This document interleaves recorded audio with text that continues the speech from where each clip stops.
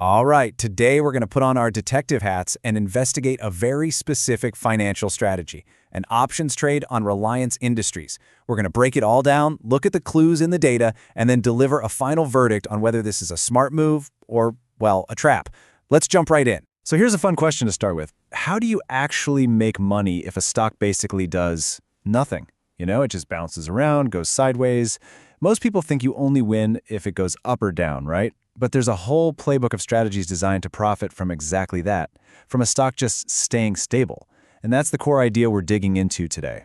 And a specific strategy we're putting under the microscope is called a short strangle. This is really the go-to for traders who want to make that bet on low drama, on pure stability. So what is it exactly? Well, a short strangle means you sell two different options at the same time. You sell a call option with a price above where the stock is now, and you sell a put option with a price below where it is.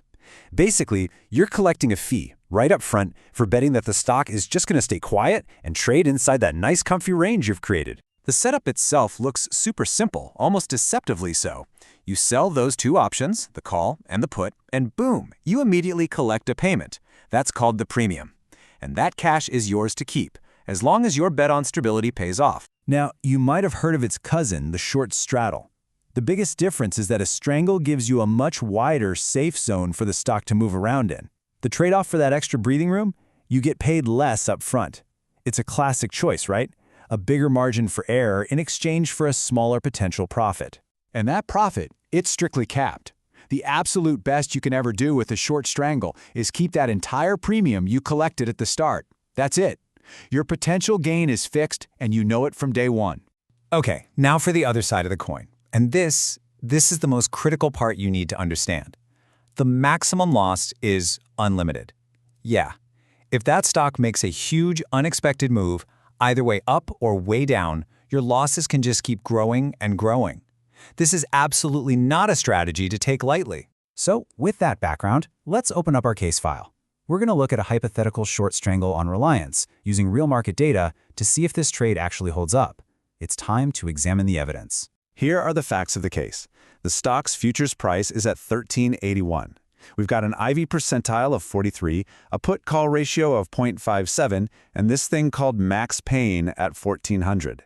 That last one is just a theory that the stock might get pulled toward the price where the most options expire worthless, causing the most pain for options buyers. Each of these numbers is a clue. Let's see what they tell us. All right, let's start the investigation. We're going to break down each of these clues one by one and see what kind of story they're trying to tell us. Clue number one, the IV percentile, or IVP.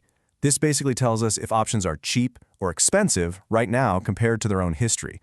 Pros love to sell options when IVP is high, ideally like above 70, because it means you're getting paid a ton for taking the risk. At 43, the premium we'd get is just mediocre. That's our first big red flag. We're not being paid nearly enough for the risk we're about to take. Next up, the put-call ratio, a value of 0.57. What does that even mean? Well, it means way more call options are being traded than put options. This is a classic signal of bullishness. The market is betting the stock is going to go up. This is a huge problem because it directly contradicts the neutral go-nowhere view that our trade needs to succeed. Red flag number two. And this quote just nails the problem perfectly. Our evidence is pointing in two completely opposite directions, and in the worst way possible. The market is basically screaming that a big move is coming, but it's not offering a big enough paycheck to make it worth betting against that move. We're being asked to stand in front of a potential speeding train for pocket change. It makes no sense. But the clues we see on the surface, that's only half the story. To really understand the danger here, we have to look under the hood at these hidden forces that drive options prices. We call them the Greeks. Okay, so Theta is our friend. That's just time decay. The clock is ticking, and that helps the options we sold lose value, which is good for us. But Vega and Gamma are the villains of this story. Negative Vega means if volatility suddenly spikes, which is a real risk when it's already low, we'll start losing money. And negative Gamma, that's the engine behind that unlimited risk. It means that as the stock moves against us, our losses actually get faster and faster. It's like pouring gasoline on a fire. All right, we've examined the evidence, we've analyzed the clues, we've understood the hidden dangers. It is time to put it all together, deliver a verdict, and maybe talk about a smarter way to do this. So, the final verdict on this trade? It is a clear, definitive no. This setup represents a horribly unfavorable risk-to-reward scenario. The potential reward simply does not justify the massive danger.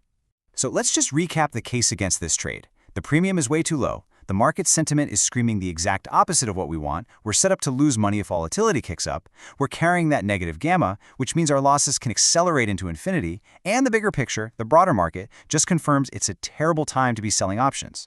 All the evidence points in one direction: stay away. So does that mean we just pack up and go home? Well, not necessarily. If you still believe the stock is going to stay in a range, there's a much smarter and, frankly, much safer way to express that view. It's a strategy called the Iron Condor. And the deciding factor here, the whole game, it all comes down to one word: risk. An Iron Condor is basically a short strangle, but with insurance. You buy some cheap protection further out, and that move right there completely changes the game. It caps your maximum loss. It turns an undefined, potentially catastrophic risk into a defined, manageable one. You know your worst-case scenario before you ever hit the trade button. And that brings us to the big takeaway here. Our investigation showed that everything about this setup was poor. The truly smart move wasn't finding a different way to trade it, it was recognizing the bad setup and simply stepping away. So I'll leave you with this question to think about. In a world that's always pushing us to do something, how often is the most disciplined and ultimately most profitable decision to do nothing at all?